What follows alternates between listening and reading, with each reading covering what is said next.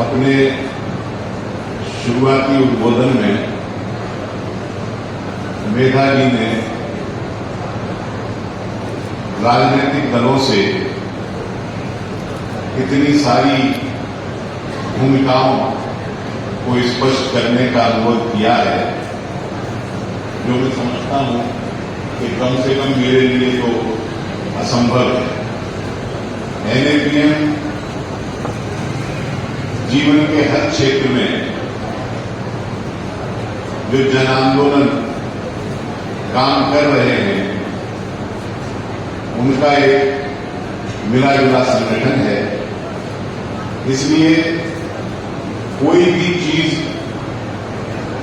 जो हो सकती है या हो रही है, वो एनएपीएम के दायरे में आती है। और उन सभी विषयों पर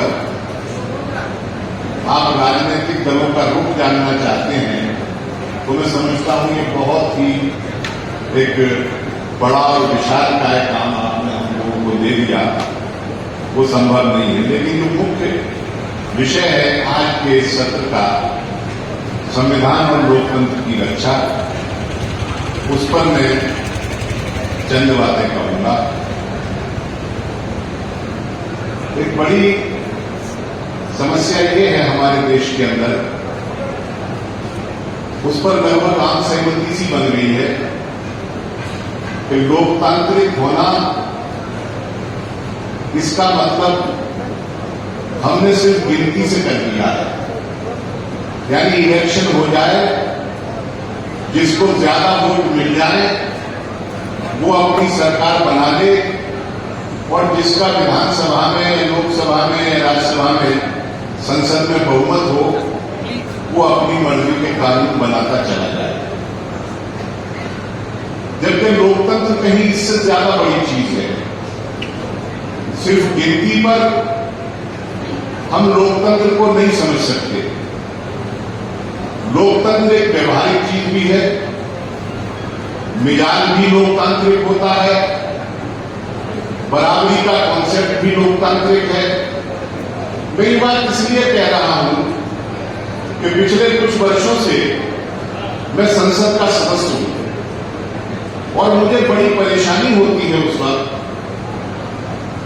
जब विपक्ष के लोग कोई सही बात भी कहते हैं और सदन से बाहर बातचीत में रूलिंग पार्टी के लोग सहमति व्यक्त करते हैं कि हाँ आपकी बात ठीक है, लेकिन जब सदन के अंदर उस बात को मानने का वक्त आता है तो सरकारें अपनी प्रतिष्ठा का सवाल बना देती है।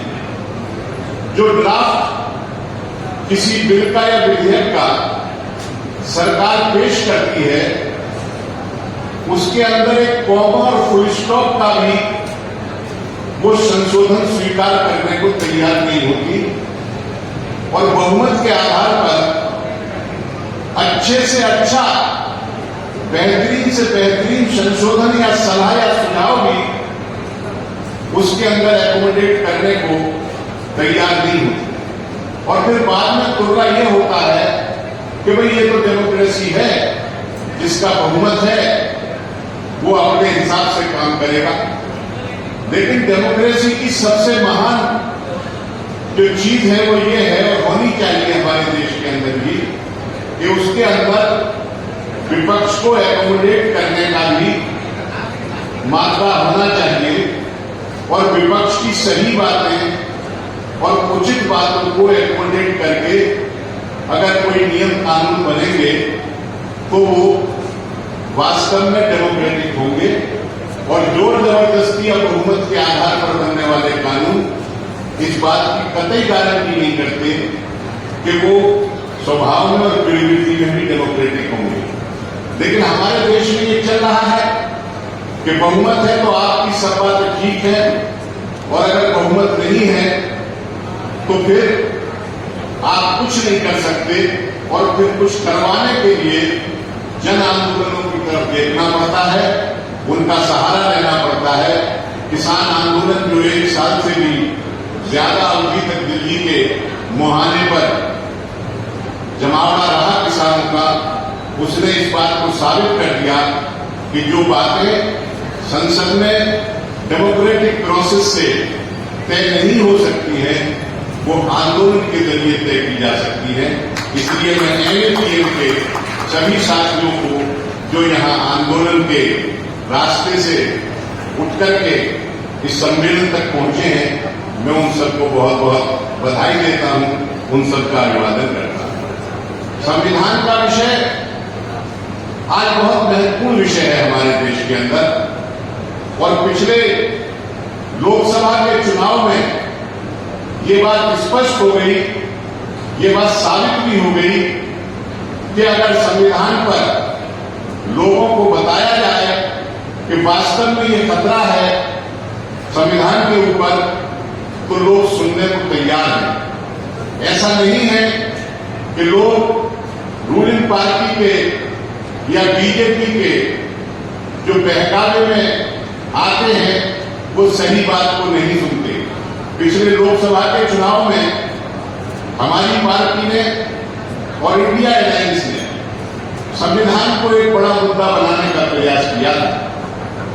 उसका नतीजा ये रहा कि भारतीय जनता पार्टी जो 400 पार का नारा देकर के चुनाव के अंदर उतरी थी, वो अकेले साधारण बहुमत भी हासिल नहीं कर पाई लोकसभा के चुनाव के अंदर और 240 पर सिमट करके रह गई और 70-75 सीटों का उसको पुरानी लोकसभा के मुकाबले में इस लोकसभा में उसका नंबर घटा था।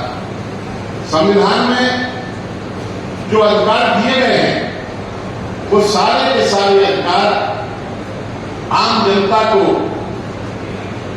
सही तरीके से रहने के लिए, सही तरीके से जीवन यापन करने के लिए और समाज में, सरकार में, व्यवस्था में सही तरीके से उनकी हिस्सेदारी को सुनिश्चित करने के लिए है।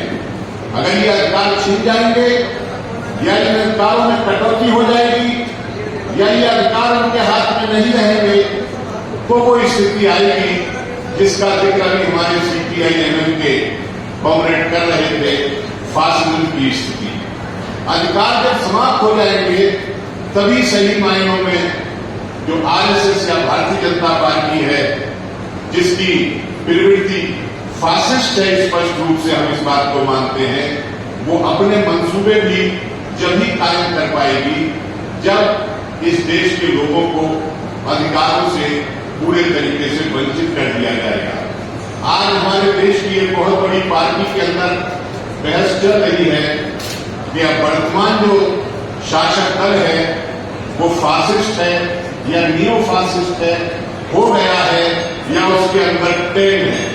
तो ये तो वो डिस्कशन के बाद इस नतीजे पर पहुंचेंगे, लेकिन हमें ये लगता है कि भारतीय जनता पार्टी बड़ी तेजी के साथ फासिस्ट स्थिति की तरफ बढ़ रही है और इस देश में फासिज्म को लागू करना चाहती है। इसीलिए जो बुनियादी अधिकार हैं आम जनता के, जन आंदोलनों के, जो डेमोक्रेटिक स्पिरिट है सोसाइटी के अंदर, उसको खत्म करना चाहती है।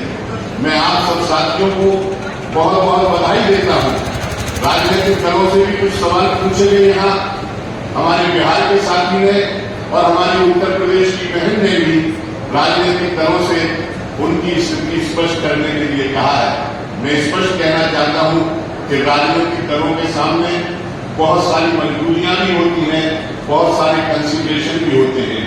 जीत हार का सवाल बदकिस्मती से राजनीतिक दलों के सामने सबसे पहला सवाल होता है और उसके ऊपर हम लोग कई बार समझौता करने की स्थिति में होते नहीं हैं।